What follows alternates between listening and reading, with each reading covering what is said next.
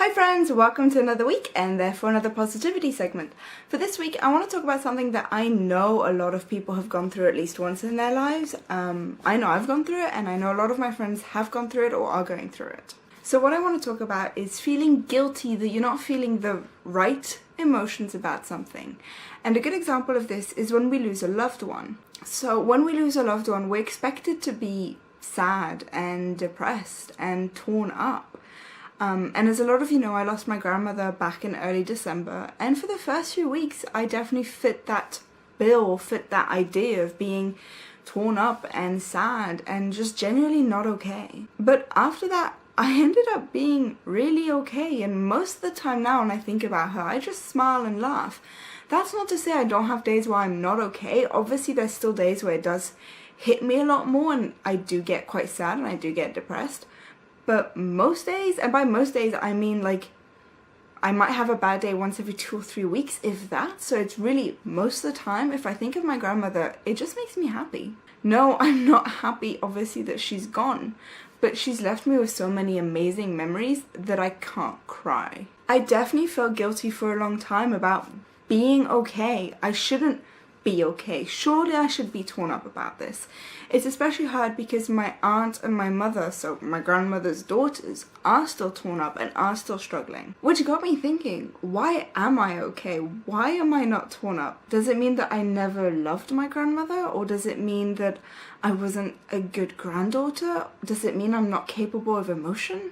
It doesn't mean any of those things. And it's something actually my grandmother would say quite a bit to me, that if someone that you love dies and you're happy afterwards, not happy about losing them, but you're okay after they've gone and you're stable and emotionally okay, it's actually a really good sign. She told me that when someone passes, if they leave you with loads of love, light, happiness and just overall goodness, that will outweigh the sorrow and pain that you feel from them passing, and you end up being okay.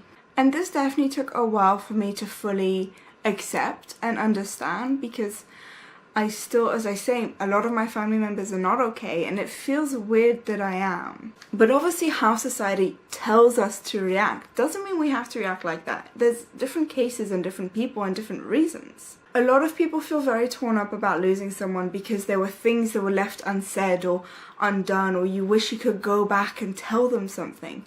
And I realized my grandmother and I don't have that. I had the opportunity to fly out if I wanted to and see her one last time and say goodbye to her face to face. And I chose not to. Again, that may sound like I'm a terrible granddaughter, but when you actually listen to our story, you'll realize that I didn't need to fly out. My grandmother and I have always been relatively close, and we got very, very close over the last few years.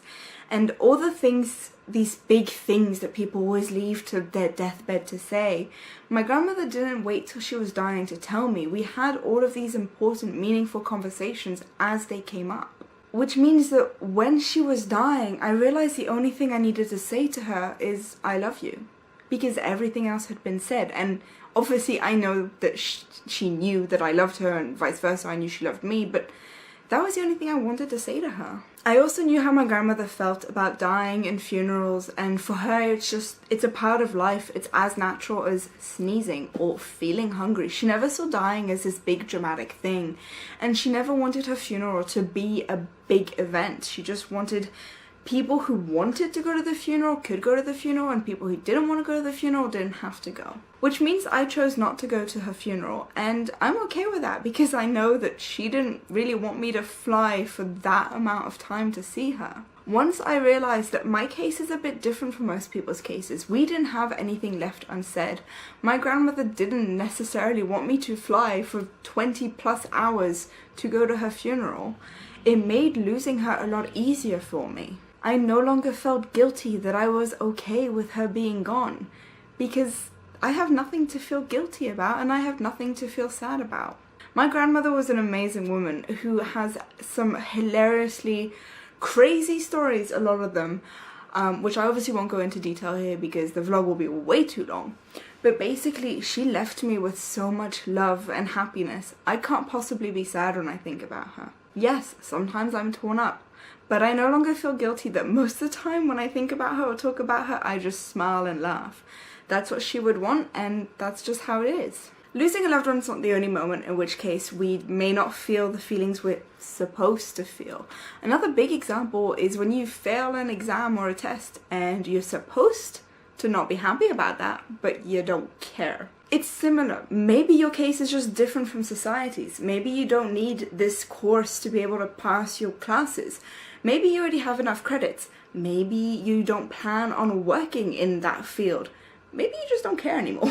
A big example of this is, again, using a personal example, in high school I was terrible at chemistry. Absolutely terrible. I loved the course, but I knew I didn't want to work in any kind of chemistry field. I just enjoyed the course because I liked making things blow up. I was that kid. I enjoyed setting things on fire and watching them blow up, and yeah, I was a bit of a menace. So I ended up taking chemistry for my last 2 years of high school, which in hindsight was not a good idea, because don't take a class because you want to make things blow up. Take a class because you're genuinely interested in the course. But anyway, talking about feeling guilty, in the Christmas season, we had our practice exams for our final end of year exams, like the big ones that give you your certificate and therefore you can graduate high school. And in that practice exam, I got the lowest mark of my year in chemistry. I got 32%, which is terrible. And I remember I didn't care. A lot of my classmates were surprised. They were like, oh my god, are you okay? Like, are you gonna be okay with this? My teacher was really worried about me, and I just said that I know that the rest of my marks are strong enough, and I know I have, like 4 or 5 months where I can work extra on my chemistry and practice to try and get it at least to a passing mark of 60%. So I didn't really care that I only got a 32%. I actually got more than I was expecting to get, and I felt okay with that. And yeah, I very quickly started feeling guilty because some of my friends had gotten a lower mark than they were expecting, but it was still a passing mark, and they were very much worked up about it. And I started feeling bad that I got a much lower mark and I was okay and laughing and completely fine with my mark. But again, I looked at the different scenarios. Some of my friends wanted to go study chemistry at university and wanted to work in a chemistry field, and I didn't. I wanted to be a scuba diving instructor. We don't use chemistry in scuba diving, so I didn't care about my mark, and that's the difference. So when you're feeling guilty that you're not feeling the way you're supposed to feel, and notice how I've always been putting supposed in little quotation marks, think about why you don't feel that way, and maybe that your situation is different from how the situation is supposed to go. Remember also, society puts a bunch of rules on us that don't actually exist. You don't have to feel torn up if you lose a loved one. You don't have to feel torn up if you failed an exam. Depending on your situation, who you are as a person, and the connections that you have around you, and your goals in life, you can be completely okay with failing an exam. What I am not saying is purposely fail your exams. Please do well in school, but just remember, if you didn't do too well and you don't feel too torn up about it, that can be okay. But don't purposefully fail. Make sure you're studying for your exams. Be a good student. Feeling guilty can also go the other way. The examples that I've given so far is when you're feeling okay when you're not supposed to feel okay. But sometimes we don't feel okay when we're supposed to feel okay. Again, it's the same thing. Maybe your situation is just different. Maybe you as a person are different. Maybe your goals are different. Your connections with people are different. The way you feel is always going to be valid, no matter what. There is no ifs, buts, whens, or whats. What you're feeling is valid. But when you're not sure if you're feeling the way you're supposed to feel, analyze your situation, compare it to what the situation is supposed to look like, and it will give you a better understanding of why you feel differently and why that's okay. Good morning, bubblers. As you can not really see, no, you can see better. I've got a face mask on. I'm using the Rosy Cheeks face mask from Lush. No, this video is not sponsored, although if Lush does want to sponsor me, they can.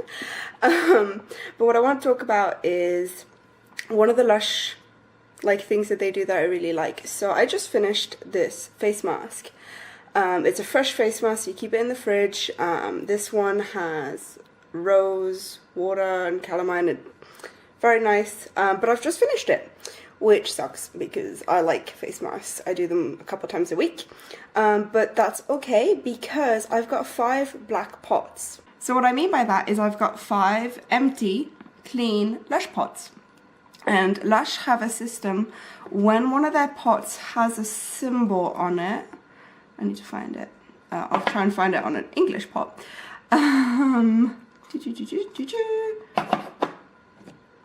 This is going really well. Okay, this one, a lot of these don't actually have the symbol, they just have the writing. Okay, so see, this one, it has a little recycling symbol, and it says not virgin. So these pots that have the recycling symbol, which is the majority of the pots you get from Lush, you can bring in, when you've got 5 empty ones, you clean them and you bring them in, and then you get to pick out and take home a fresh face mask. So that's what I'm going to go do now, is I'm going to get my next one, so that in a few days time when I want to do another face mask, I've already got one. Which means I have to go shower and rinse this off. I don't want to though, because it's so nice. So as you can see, I have showered or washed off that face mask, and I've got my pots in my reusable bag, and we're gonna go to Lush. So we're at the mall and we're almost at Lush. There it is. Success. I got one. It's not the one I normally use because they didn't have it, but this one is chocolate based. Good morning, friends. It's early on a Sunday morning, and the reason I'm up this early, and well, I'm not up early, but the reason I'm filming this early is because yesterday I mentioned on my Discord server that I have toast with jam and cheese for breakfast, and this confused a lot of people. So I thought, to kind of prove to these people who are confused that this is a normal thing, I would post a poll on Twitter about it to like show that this was a relatively normal thing. Turns out it's really not normal. So loads of people that I know have this for breakfast, a lot of my family and friends, especially in the UK, but apparently outside of that kind of area of the world, it's very unusual, to the point that people are confused as to how to make it. And I've been asked to show you guys how I make my breakfast. Leonie's having her breakfast. She's having venison kibble. First, we need a toaster. Toaster acquired. You don't need to use a 2-slice toaster. You can use as many slices as you want. You just need an apparatus that toasts your bread. Next, you need to wait. Well, you don't need to wait, but I have someone I eat breakfast with. This person over there. And Ben has cooked breakfast, and we like to have breakfast at the same time, so I now need to wait for him to be kind of halfway through the cooked breakfast process before I can start my toast. It's a morning cooking vlog. What are you making? Bacon and eggs! See, you're not going to get all sorts of comments about making bacon and eggs and how do you make bacon and eggs, and that's so They weird. haven't seen how I make my bacon and eggs. You do make it weirdly. That's bacon. Apparently for Americans that's weird. I mean, it is a bit weird. You've got an assistant. Pause on the oven. I'm already going to get all of my ingredients out and show you guys. So the trick with this breakfast is you can have whatever bread, whatever jam, whatever cheese you want. I would recommend a hard cheese rather than a soft cheese, just because it'll be easier to prepare. But I'll show you guys what I'm currently using. So for the bread, I'm just using relatively thick slices of wholemeal grain bread. The jam, strawberry jam, which we can all agree is the superior type of jam. And for the cheese, this country kind of tasted cheese. It was on special. It's very nice. But yeah, I tend to like more like cheddars, that kind of stuff, but this is also very good. So first step is bread in the toaster. Boop. Boop.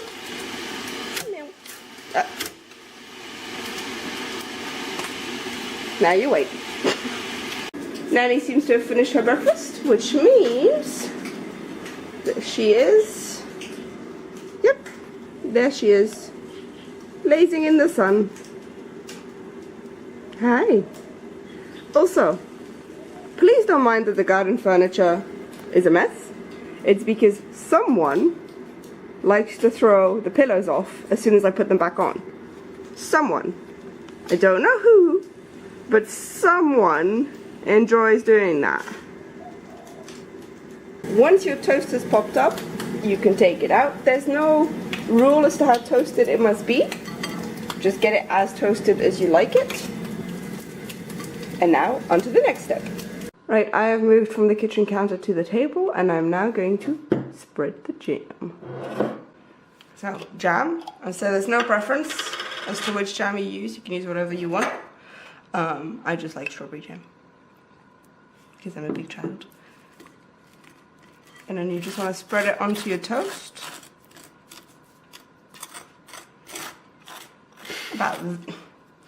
Nanny loves strawberries, it's her favourite fruit. And so whenever she smells a strawberry jam, she comes to inspect.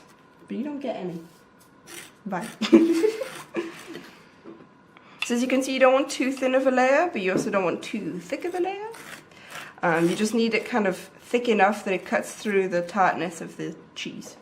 Is cheese tart? No, sharpness of the cheese. It's very early and I haven't had my coffee, so y'all just need to be patient. Y'all. Okay. Then you grab a cheese slice. Now I tend to have them open. Some people do close them, in which case you would then do jam again on the other side, maybe a second cheese slice, and then put the two breads together. But I just have them like this. And Ethan, I know you're gonna ask, how do you eat this? You just hold it like this and then ta-da! And yeah, that's how I make my breakfast, and it is a completely normal breakfast to have before anybody comes and says this is unusual. This is actually very, very normal. Nanny, stop trying to steal the jam.